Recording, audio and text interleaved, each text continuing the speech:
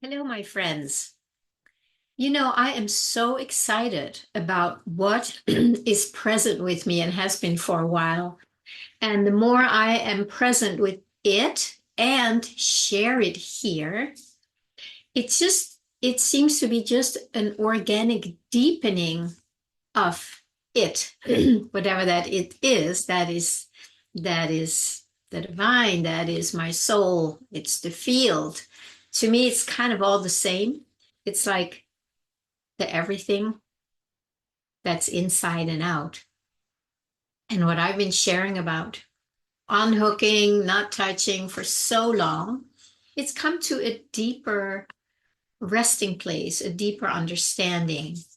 And that's why I wanted to put it into the 3 steps that I shared yesterday. And hopefully that will help you to get out of that sticky trauma, emotional attachment, yucky, heavy stuff that we're all stuck in. And I call that the matrix. And the matrix is basically a sense of self that's separated from the divine. So it's almost like we have separated a part away from us that goes out on the journey, the prodigal son that you may have heard of. And it's trying to create a life, and it's going through a lot of tribulations and challenges and hardship and also good things, of course. And the further we go into that experience or that reality, the more we get identified with it, both emotionally and mentally and experientially. It just feels like this is what is. This is it. And that's why it's really hard to fully let go of it, because our whole life is filled with that and we are fully engaged in it. So even though we get a strong pull to, from the divine in whatever way that is, suddenly you start seeing like, wow, is this all there is? Or how, whatever flavor yours is, there is something that goes like, hmm. And then you start feeling that here, there must be more. I want something else. I'm done with it, whatever it is. And that's when we, of course, start the journey inward. But then there's all this sticky stuff that I've talked so much about, especially yesterday and I think the day before.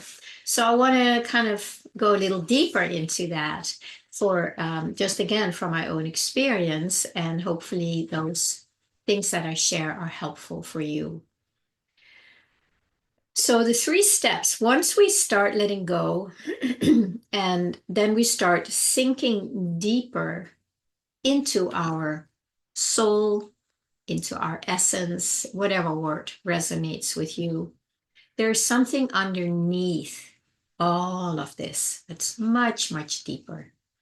And I use the metaphor of the ocean where there is, I just feel like more now that I am deeper than before. I have lived, I would say, underneath the waves and the tsunamis to a certain extent. I'm certainly not fully free, but I have definitely been hanging out down here much more, more and more and more and more over the years.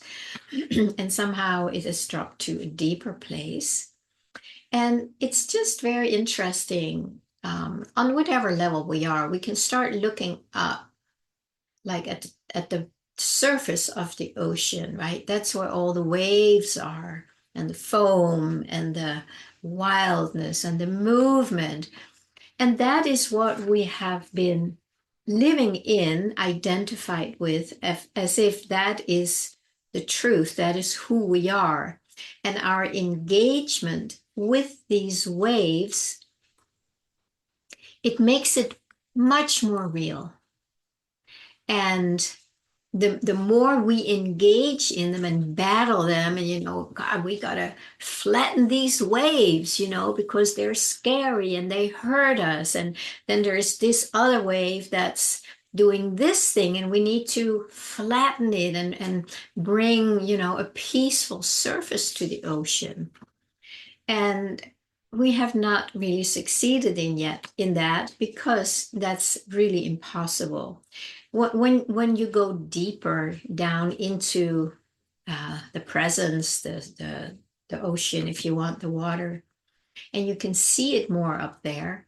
And the less you engage, you just notice that the waves, they actually do start relaxing, and they may even become much more smooth and flat and peaceful. And again, when you see it from down here, you'll also see that it is because I was engaging in all these ways, trying to stop them and fight them. That was where I gave all my energy to it. And of course, that is why the wave kept moving, because I was moving it, or I was moving with it, however we see it. And then when you stop doing that, there actually might be a phase where we feel bored or despondent or like, well, what now? What now? And that's when you start sinking deeper down where all that turmoil is not happening because you have let it go. You have sunk below it. And right at the beginning, because we're still so engaged with it and all our energy is still in it, and all our identities, our emotions, our emotional attachments, our traumas, that was all happening in here. That's not happening here. And there is still something in most of us for a while where we feel like, well, now what? Life is boring down here. And we may even go back and engage in it again and until we get, tired of it again because there's too much trauma and drama there. And then we come back. So it's not uncommon that there is a layer of boredom or despondency or not really knowing what to do. So if we can use what I shared yesterday, like to really fully experience actually all of it. And like I said, it's a practice. We need to learn this. We weren't born with that skill, at least as we were born into the matrix, it didn't come with that skill. That skill is when we sink down, because then you have your own presence and you can be aware of what's happening. And because of that, because you're not attached, you can just allow it. Just allow it. And I also have my other 3-step formula called the all formula, ALL. It's a little different, but it's a little different, but it's the same. It's first we allow it to be there because we take our hands off. And now the hands are off, then we are much more able to see and feel and hear what it was that we were battling with. And then sometimes, or many times, we need to listen to what is important about engaging in it. What do we want? What are we hoping the outcome will be when we, start listening and move into the place of peace that we long for, or joy, or love, or connection. And then we learn to just love that, give it love, love it from deep inside, not from the matrix love. It's from much deeper down, and it's the depth of the love that knows exactly how to do it. It's not like a personal love. It's not like a mushy love. It's just the purity of love that is like just this beautiful flow that knows exactly how to hold this and let it melt. Remember, it's like little frozen drops. When the ocean, the love, the kindness, the warmth of the ocean just holds it, it just melts back into itself. So the deep and then we drop deeper. Instead of having this little frozen drop at the top of the surface with the waves, now it just melts, and it melts down into the ocean. So that part of us that was separate, unintegrated, cut off from the ocean itself, from the love itself, now it doesn't need to go up into the waves and look for love, or try to be loved, or try to be successful, because that was only happening that frozen drop. So as it melts, it comes back in here, And then it drops deeper down into the waters where it can also just like observe what's going on up here and then realize that what I want is not found up there. What I want is being one with my ocean, with my soul, because that is where all the fulfillment already lives. So, seeing that metaphor with the waves, we can't change them, we can't make them peaceful. We can slowly let them go or let our attachment and engagement with them go. And in that, we naturally sink, drop down beneath them. And then we start experiencing more of that peace that we're longing for. And they will still try and pull you up, because that's what the waves are used to, that you're engaging with them. And, the matrix is kind of the waves, right? So the matrix wants us back. The ocean wants us back so it can have all these waves because we're stirring it up. And that's the part where we need to just keep choosing what it is that we want. Go with that if it's peace, and then do whatever we need to do to not go back up. The drive, the attachments, the stickiness, that is the work we need to do to undo that and unhook from it. And then we can keep dropping deeper and deeper. Now, I don't know if there's anything more important than that for this one. This is my deepest longing. And that's why most of my time is I'm engaging in that, to just stay here and deepen in it. And it's very beautiful.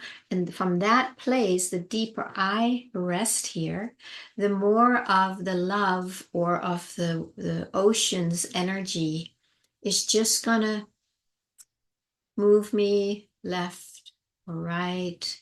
It's going to speak through me. There's not much I need to do to make things happen. And it's also because I don't have a big drive for something to happen. And don't worry, there's a different, it's not a drive, there's a movement that is very alive and very satisfying. And the more we learn to trust that, then that is what moves us to do things if we want to do things in the world. And we learn to trust that more and more. But we need to be in there. We need to be down in the water so we can, be at one with it. You cannot experience that peace up in the waves. So we need to find a way to come down here. And that's what I shared about yesterday and the day before. And then we're down here. Then your true essence, your true divinity, your soul, that starts to express itself more and radiate out without you knowing anything about it many times. And many times you know it very well, but it's just living there. You don't worry so much about if it has an impact, or it's nice to hear when it has an impact, when somebody can really reflect back what it's like for them to be in that energy or that presence. But it's not a big concern. The real it's not a concern, but the real longing is to just live from here as what we are.